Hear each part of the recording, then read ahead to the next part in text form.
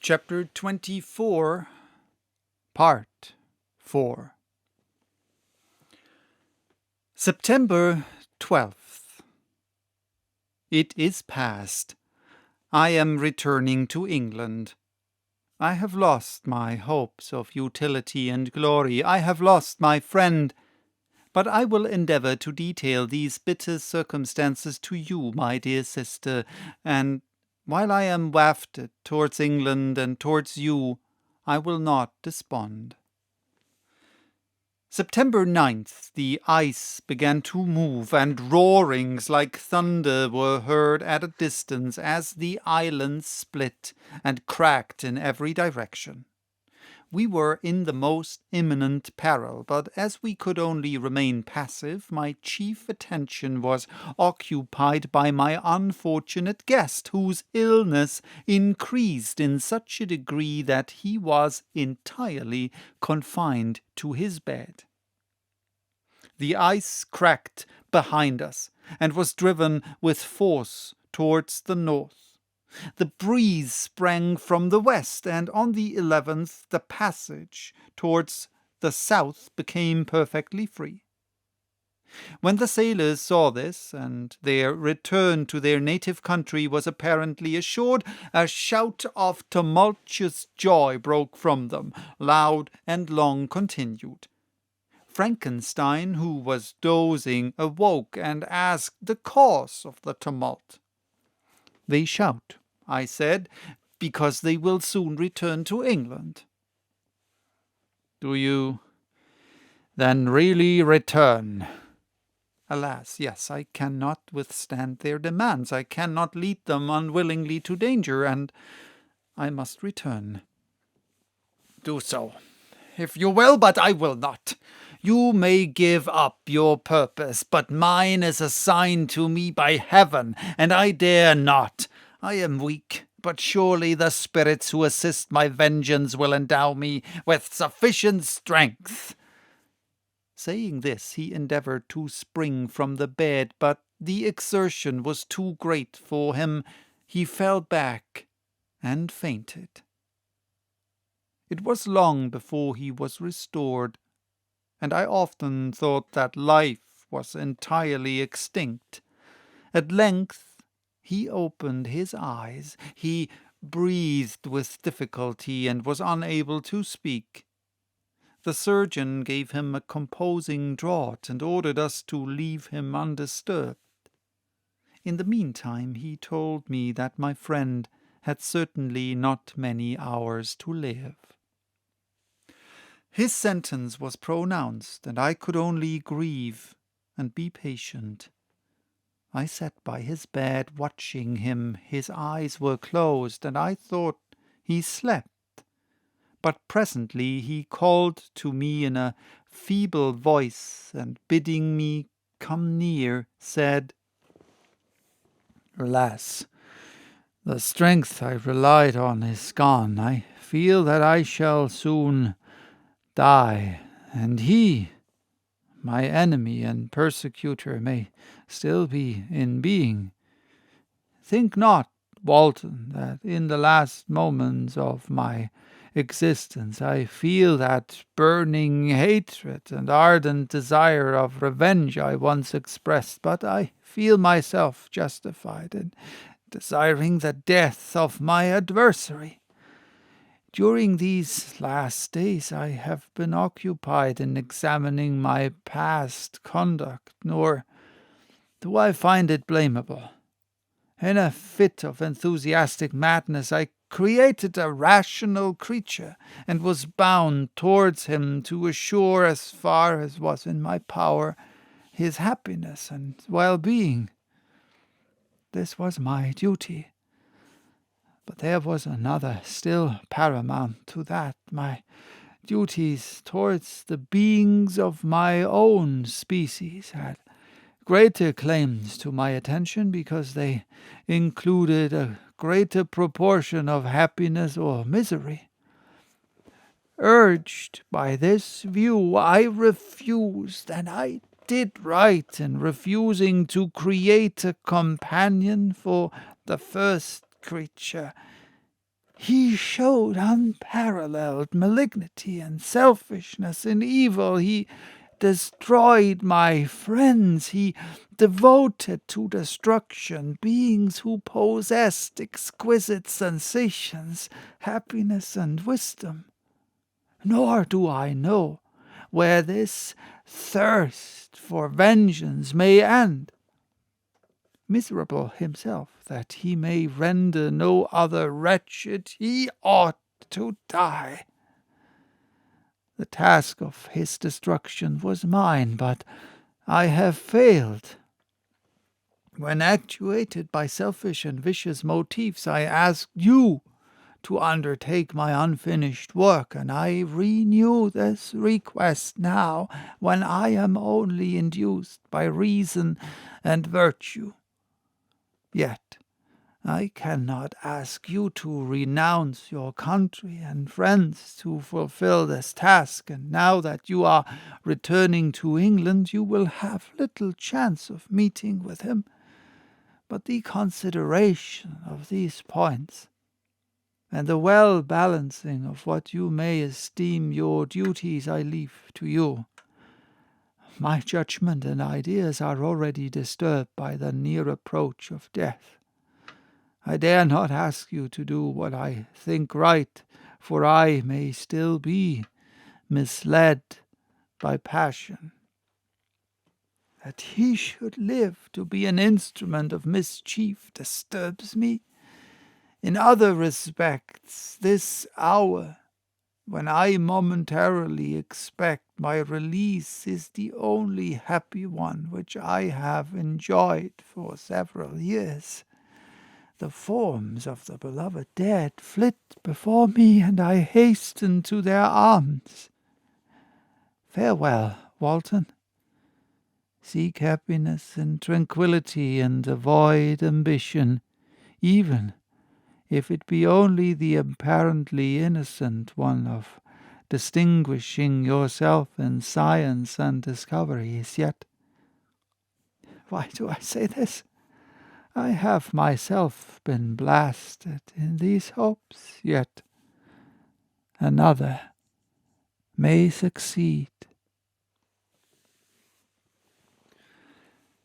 His voice became fainter as he spoke, and at length, exhausted by his effort, he sank into silence.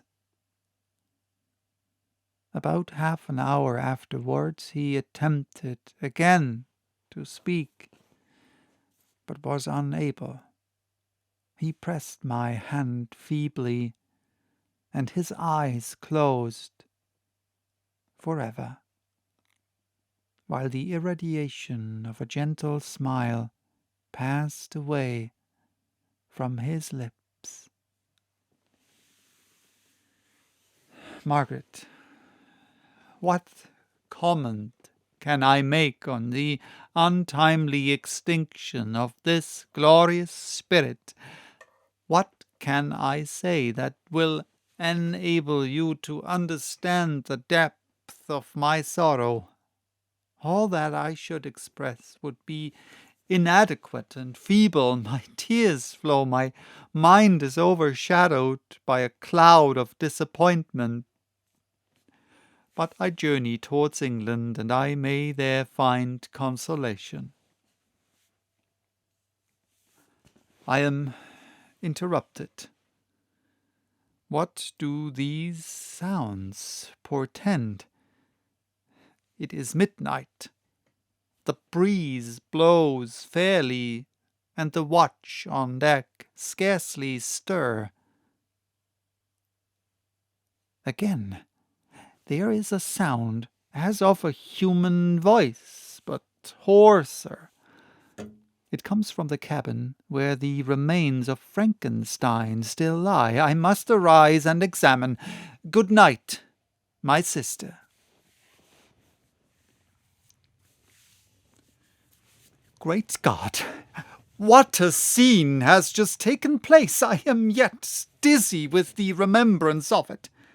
I hardly know whether I shall have the power to detail it, yet the tale which I have recorded would be incomplete without this final and wonderful catastrophe. I entered the cabin where lay the remains of my ill-fated and admirable friend. Over him hung a form which I cannot find words to describe. Gigantic in stature, yet uncouth and distorted in its proportions. As he hung over the coffin, his face was concealed by long locks of ragged hair, but one vast hand was extended, in colour and apparent texture like that of a mummy. When he had heard the sound of my approach, he ceased to utter exclamations of grief and horror, and sprung towards the window. Never did I behold a vision so horrible as his face, of such loathsome yet appalling hideousness. I shut my eyes involuntarily and endeavoured to recollect what were my duties with regards to this destroyer. I called on him to stay. He paused, looking on me with wonder, and again turning towards the lifeless form of his creator. He seemed to forget my presence, and every feature and gesture seemed instigated by the wildest rage of some uncontrollable passion. "That is also my victim," he exclaimed. "In his murder my crimes are consummated.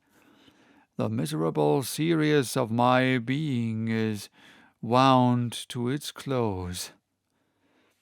Oh, Frankenstein, generous and self-devoted being, what does it avail that I now ask thee to pardon me, I, who irretrievably destroyed thee by destroying all thou lovedst? Alas, he is cold. He cannot answer me." His voice seemed suffocated, and my first impulses, which had suggested to me the duty of obeying the dying request of my friend in destroying his enemy, were now suspended by a mixture of curiosity and compassion. I approached this tremendous being. I dared not again raise my eyes to his face. There was something so scaring and unearthly in his ugliness. I attempted to speak, but the words died away on my lips. The monster continued to utter wild and incoherent self-reproaches. At length I gathered resolution to address him in a pause of the tempest of his passion. "Your repentance," I said, "is now superfluous. If you had listened to the voice of conscience and heeded the stings of remorse before you had urged your diabolical vengeance to this extremity, Frankenstein would yet have lived." "And do you dream?" said the demon. "Do you think that I was then dead to agony and remorse? He continued, pointing to the corpse, he suffered not in the consummation of the deed, not the 10,000th portion of the anguish that was mine during the lingering detail of its execution. A frightful selfishness hurried me on, while my heart was poisoned with remorse. Think you that the groans of Clerval were music to my ears? My heart was fashioned to be susceptible of love and sympathy, and when wrenched by misery to vice and hatred, it did not endure the violence of the change without torture, such as you cannot even imagine. After the murder of Clerval, I returned to Switzerland heartbroken and overcome. I pitied Frankenstein. My pity amounted to horror. I abhorred myself. But when I discovered that he, the author, at once of my existence and of its unspeakable torments, dared to hope for happiness, that while he accumulated wretchedness and despair upon me, he sought his own enjoyment in feelings and passions from the indulgence of which I was forever barred, then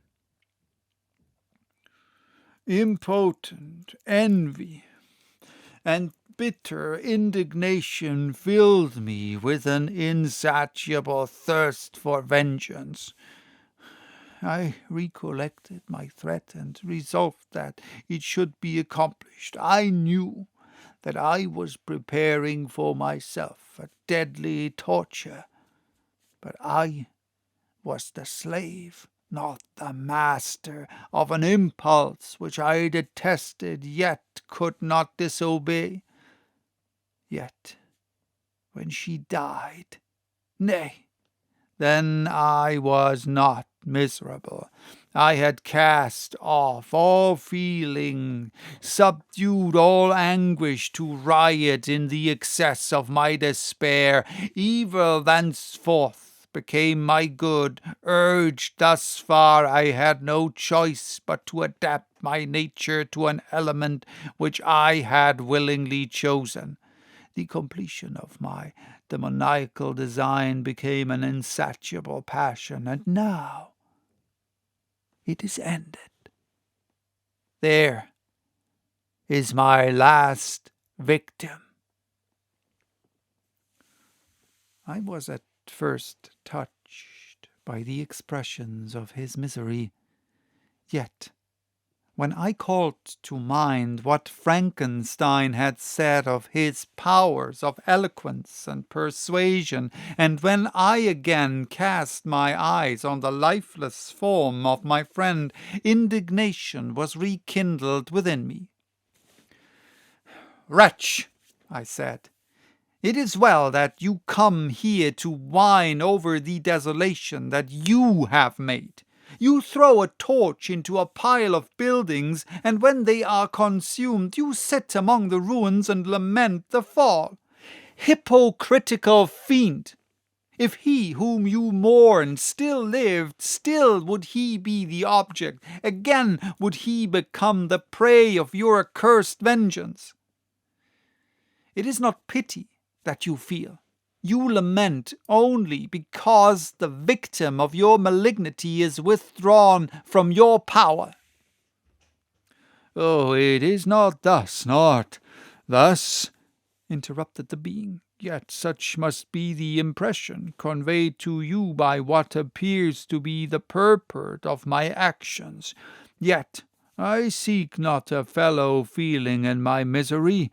No sympathy may I ever find. When I first sought it, it was the love of virtue, the feelings of happiness and affection with which my whole being overflowed that I wished to be participated.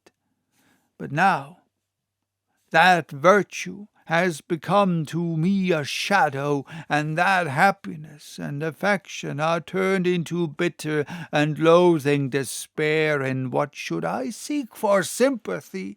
I am content to suffer alone while my sufferings shall endure. When I die, I am well satisfied that abhorrence and opprobrium should load my memory. Once my fancy was soothed with dreams of virtue, of fame and of enjoyment. Once I falsely hoped to meet with beings who, pardoning my outward form, would love me for the excellent qualities which I was capable of unfolding. I was nourished with high thoughts of honor and devotion. But now crime has degraded me beneath the meanest animal. No guilt, no mischief, no malignity, no misery can be found comparable to mine. When I run over the frightful catalogue of my sins, I cannot believe that I am the same creature whose thoughts were once filled with sublime and transcendent visions of the beauty and the majesty of goodness. But it is even so. The fallen angel becomes a malignant devil, yet even that enemy of God and man had friends and associates in his desolation. I am alone. You, who call Frankenstein your friend, seem to have a knowledge of my crimes and his misfortunes, but in the detail which he gave you of them, he could not sum up the hours and months of misery which I endured, wasting in impotent passions. For while I destroyed his hopes, I did not satisfy my own desires. They were forever ardent and craving.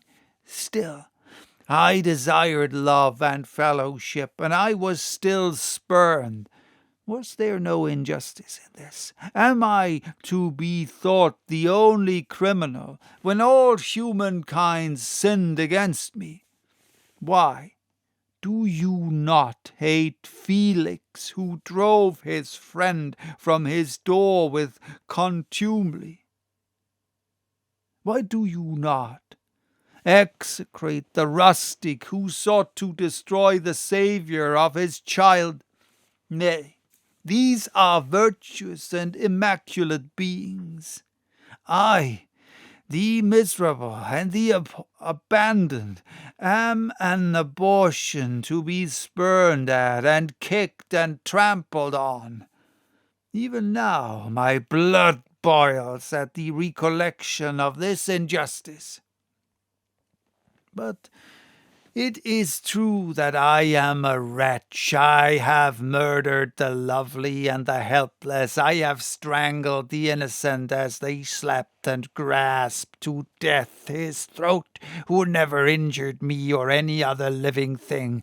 I have devoted my Creator, the select specimen of all that is worthy of love and admiration among man, to misery. I have pursued him even to that irremediable ruin. There he lies, white and cold in death. You hate me, but your abhorrence cannot equal that with which I regard myself. I look on the hands which executed the deed. I think on the heart in which the imagination of it was conceived, and long for the moment when these hands will meet my eyes, when that imagination will haunt my thoughts no more. Fear not that I shall be the instrument of future mischief. My work is nearly complete. Neither yours nor any man's death is needed to consummate the series of my being and accomplish that which must be done, but it requires my own. Do not think that I shall be slow to perform this sacrifice. I shall quit your vessel on the ice raft which brought me thither, and shall seek the most northern extremity of the globe.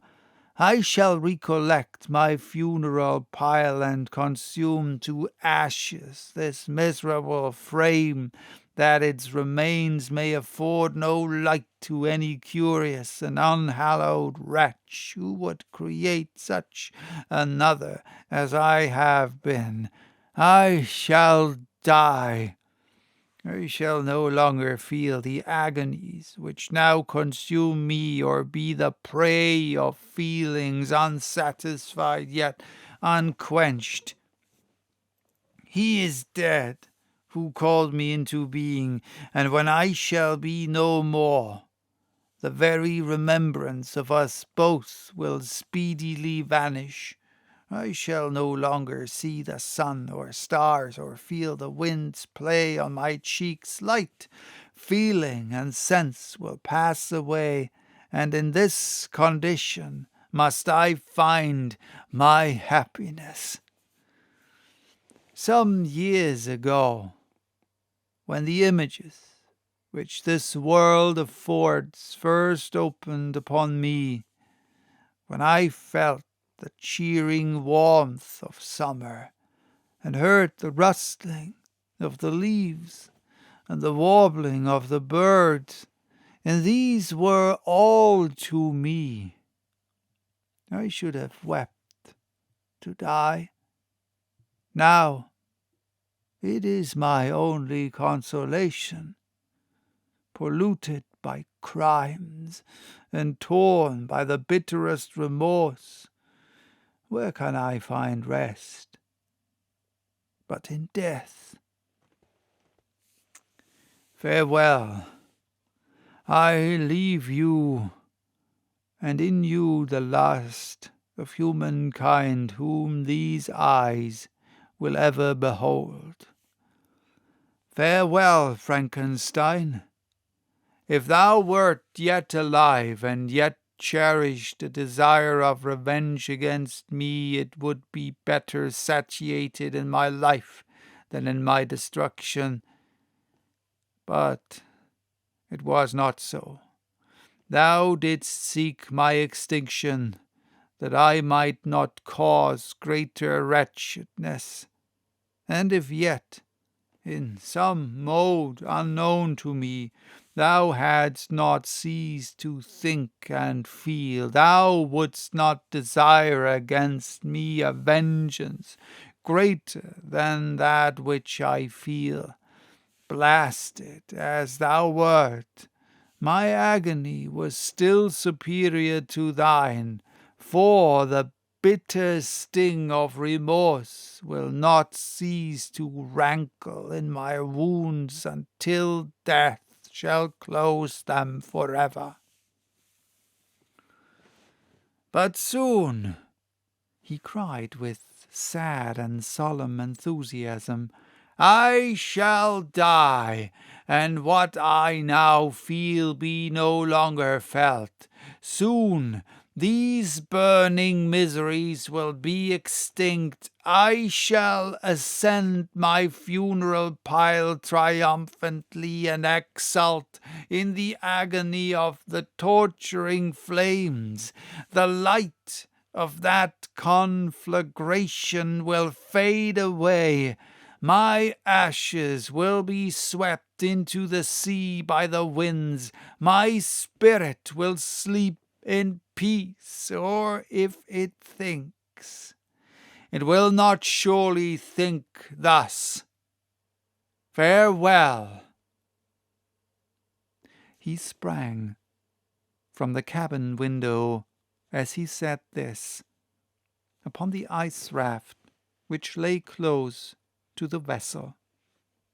He was soon borne away by the waves and lost in darkness and distance.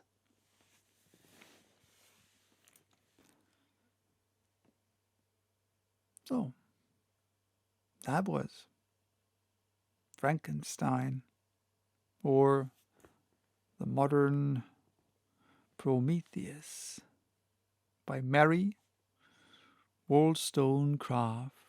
Shelley. Bye-bye, till next time, with a afterthoughts video to this reading, like usual, and also a revelation which book will be next.